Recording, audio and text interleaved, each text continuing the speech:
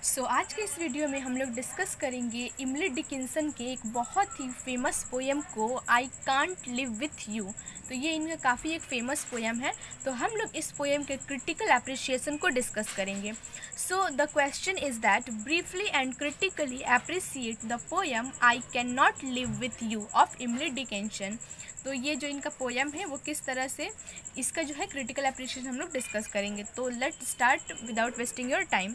तो ये जो पोएम है I can't live with you, ये इमली डिकिंसन के द्वारा लिखा गया काफ़ी एक फेमस पोएम है। और जो इमली डिकिंसन है वो भी अपने लाइफ टाइम में बहुत जो है वो थोड़े समय के लिए जो है ये फेमस हो पाई थी due to his greatest work of poetry. ये जो पोएटेस है इमली डिकिंसन, ये अमेरिकन पोएटेस है और इनका जो ये पोएम है ये काफ़ी एक फेमस पोएम है और सेलिब्रेटेड पोएम है, प्लस ये लव पोएम है जहाँ पे जो पोएटेस हैं वो एक्सप्लेन करती है बहुत सारा रीज़न, वेरियस रीज़न को कि क्यों वो अपने लवर के साथ में एक साथ नहीं रह सकती है। तो ये जो पोएम है I can't live with you, इसको जो है 1890 में पब्लिश किया गया था।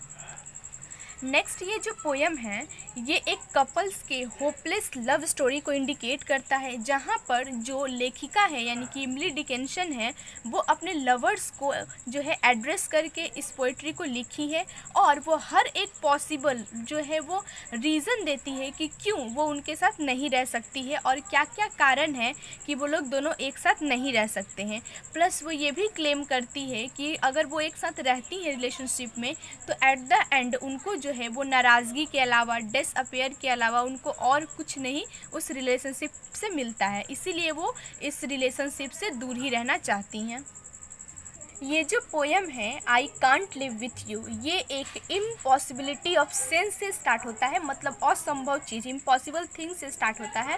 पोएम की शुरुआत में जो लेखिका है वो कहती हैं कि she can not live with her lover, वो अपने लवर के साथ नहीं रह सकती है।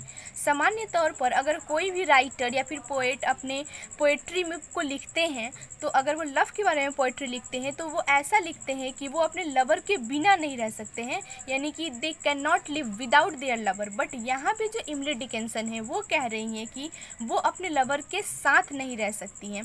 तो ये जो पोएम है इसको 5 पार्ट्स में डिवाइड किया गया है, जहाँ पे जो फर्स्ट पार्ट है वो डिफाइन करता है कि क्यों जो उनके लवर हैं प्लस जो इमली डिकिंसन यानी कि जो स्पीकर है वो लोग दोनों एक साथ नहीं रह सकते। ये पहला पार्ट में दिखाया गया है कि क्यों वो लोग एक साथ नहीं रह सकते हैं। वो आगे एक्सप्लेन करती हैं कि अगर वो अपने लवर के साथ रहती हैं इसका मतलब कि वो जो लाइफ उनके साथ जी रही हैं वो बिल्कुल एक ऐसी लाइफ होगी जो कि बिल्कुल एक सामान्य होगी, ऑर्डिनरी होगी और प्लस डोमेस्टिक लाइफ होगी, जहाँ पर उनके ऊपर उनकी फैमिली की रिस्पॉन्सिबिलिटी होगी। और जो उनका ये ऑर्डिनरी डोमेस्टिक लाइफ है ये जो है बिल्कुल उनके लिए वो मायने नहीं रखता है। वो चाहती हैं कि उनकी लाइफ जो है वो ऑर्डिनरी डोमेस्टिक लाइफ ना हो और ऐसे लाइफ जो है वो अपने लवर्स के साथ वो जीना नहीं चाहती है। यही कारण है कि वो उनसे जो है वो दूर रहना चाहती हैं।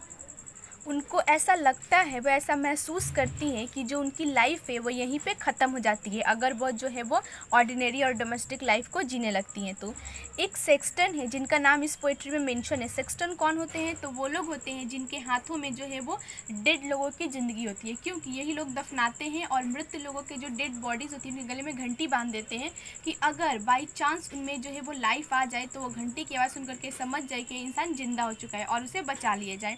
तो जो सेक्सटन है वो डिफ़ाइन करता है कि लाइफ कैसी होनी चाहिए।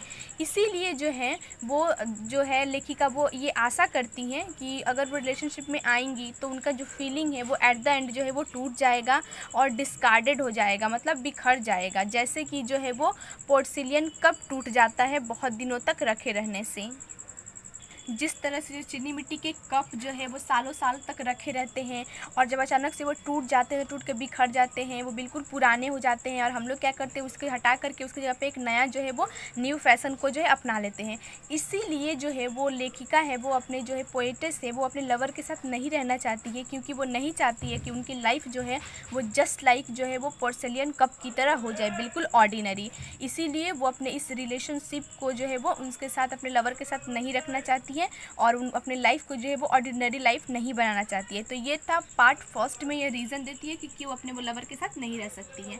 जो सेकंड पार्ट है उसमें वो डिस्क्राइब करती है कि क्यों वो अपने लवर के साथ मर भी नहीं सकती है, मतलब वो दोनों एक साथ मर भी नहीं सकते हैं। इसका क्या रीज़न वो देती है, तो वो ये एक्सप्लेन करती है कि वो डेथ को भी अपने लवर के साथ शेयर नहीं कर सकती है और ना ही जो मरने के बाद लास्ट राइट्स होता है, मतलब जो रिचुअल्स होता है, जो हम लोग का परंपरा होता है, मरने के बाद जो कुछ किया जाता है वो भी वो करने में एबल नहीं हो सकती है।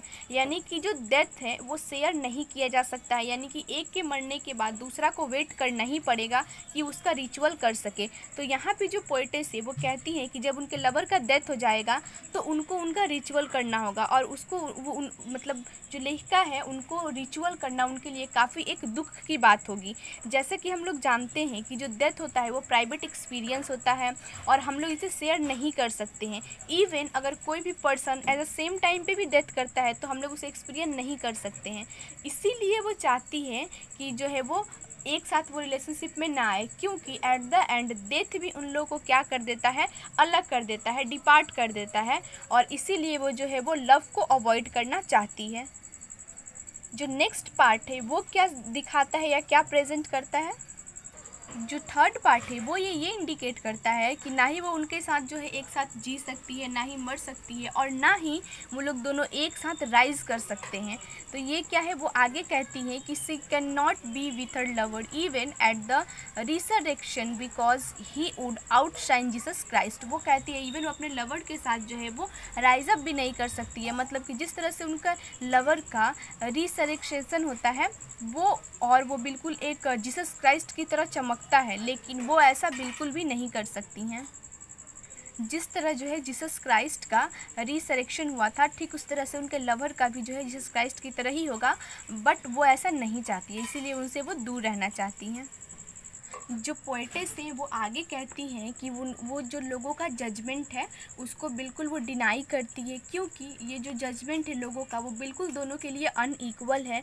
जहाँ पे जो पोएटेस है, लेखिका हैं, वो गॉड को सर्व करती हैं और वो जो है उनका लवर जो है वो गॉड को जो है वो सर्व नहीं करता है। सो इस तरह से जो पोएटेस हैं वो हेवन को जो है ज़्यादा इम्पोर्टेंस देती है रैदर देन हर लवर। यही एक और कारण है जिसके वजह से वो अपने इस रिलेशनशिप को आगे बढ़ाना नहीं चाहती हैं।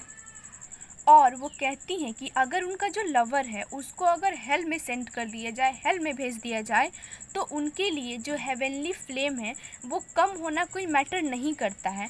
और अगर यही वो खुद जो उनके लवर हैं वो हेवन में चले जाए इनको पीछे छोड़ करके, तो जो इनका एग्जिस्टेंस है वो एक नर्क के समान हो जाता है और उनकी लाइफ जो है वो बिल्कुल यूजलेस हो जाती है, क्योंकि उनके लवर जो हैं वो उनको छोड़ करके जो है वे हेवन में चले गए। मतलब जिस तरह से जो है वो दोनों सेपरेट हो गए, एट द एंड आकर के हो जाएंगे, इसीलिए जो है वो अपने लवर के साथ अपना लाइफ को स्पेंड नहीं करना चाहती है। So at the end of the poem वो ये एडमिट करती है कि उन दोनों का जो है वो अलग रहना ही बेटर है और ज़्यादा अच्छा है।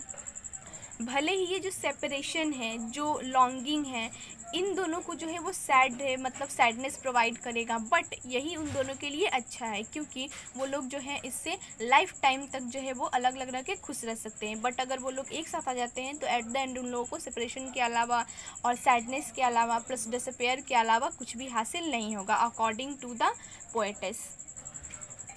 सो इस तरह से हम लोग कह सकते हैं कि ये जो पोएम है I can't live with you, ये एक लिरिक पोएम है जहाँ पे जो पोएटेस है वो बहुत सारे फिगरेटिव लैंग्वेज का यूज़ करती हैं, प्लस पोएटिक डिवाइसेस का यूज़ करती हैं। ये जो पोएम है वो फर्स्ट पर्सन जो है उसमें लिखा गया है, first person point of view से लिखा गया है, जिसमें जो है 12 स्टेंजा है और हर एक स्टेंजा जो है वो 4 लाइन से कंसिस्ट करके बना हुआ है। और यहाँ पे जो है वो ABCB राइम स्कीम का जो है वो यूज़ किया गया है, प्लस यहाँ पे 6 क्वाड्रेंट्स हैं। और ओवरऑल जो पोएम है वो आयम्बिक ट्राईमीटर में और आयम्बिक ड्राईमीटर में लिखा गया है। यहाँ पे जो पोएटेस है उन्होंने एक्सटेंडेड मेटाफोर का यूज़ किया है, फॉर एग्जांपल जैसे कि हेल का यूज़ किया है जो रेफ़र करता है स्टेट ऑफ लोनलीनेस को। और इसके अलावा भी यहाँ पे बहुत सारे फिगरेटिव जो है वो डिवाइसेस का यूज़ किया गया है, जैसे कि यहाँ पे सिमली का यूज़ किया गया है, for example our life, his porcelain like a cup.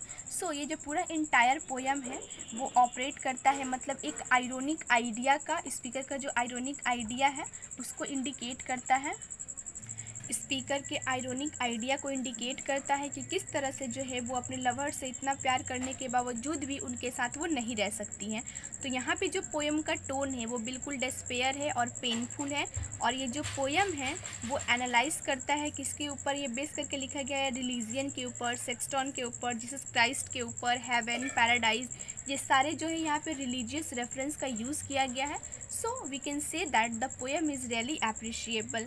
सो इस तरह से हम लोग कह सकते हैं कि जो पोएम है वो काफ़ी जो है वो अच्छा है, और इसका जो टाइटल है वो काफ़ी सूटेबल है, बिकॉज जो टाइटल है पोएम का वो है I can't live with you. और जो पूरा ओवरऑल इस पोएम का समरी है वो भी इसी में ही है कि क्या क्यों जो है वो लेखिका या फिर जो स्पीकर है वो अपने लवर के साथ नहीं रह सकती है जबकि वो उनसे इतना लव करती है। तो उसका बहुत सारा वो रीज़न देती है, तो यही इस पोइट्री में है। सो आई होप आप लोगों को पोइट्री जो है वो समझ में आ गया होगा, इसका क्रिटिकल अप्रिशिएशन। एंड प्लीज़ अगर आप लोग इस चैनल पर नए हैं तो चैनल को सब्सक्राइब करिए। And thank you. अगर कोई क्वेरी हो तो कमेंट बॉक्स में जिसको क्वेश्चन को लिखिए, मैं उसको सॉल्व करने की कोशिश करूँगी। एंड थैंक यू, मिलते हैं नेक्स्ट वीडियो में।